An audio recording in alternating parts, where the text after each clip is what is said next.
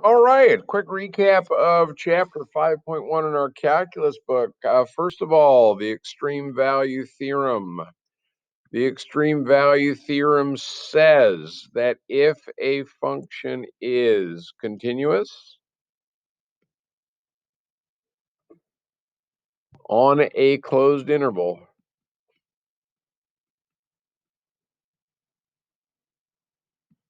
it has a max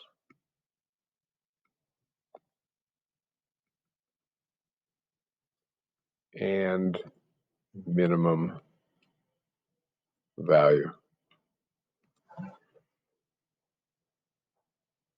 Where do we find extrema? Extrema are found at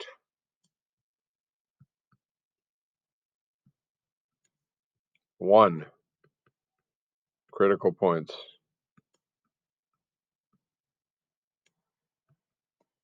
F prime of x equal to 0, or f prime of x does not exist. Note, not all critical points are extrema, so it's important that you test them. 2, endpoints.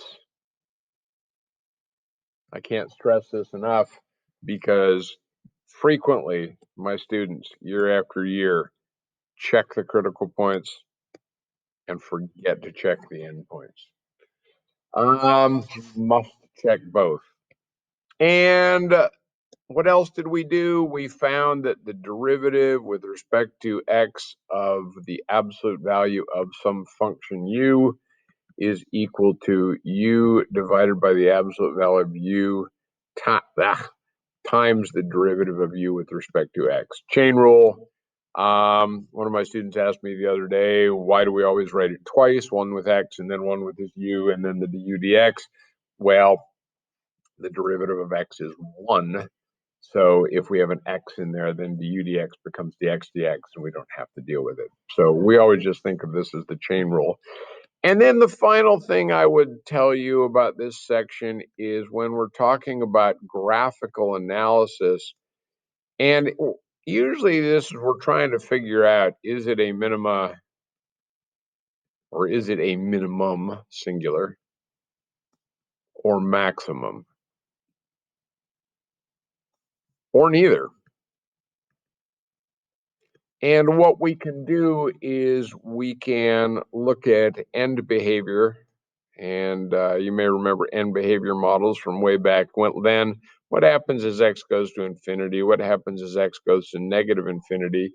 And then what we discover is that if there is a minimum or maximum, if your function's going down here and down there, well, then it has to be a maximum because there are no other critical points. This function can't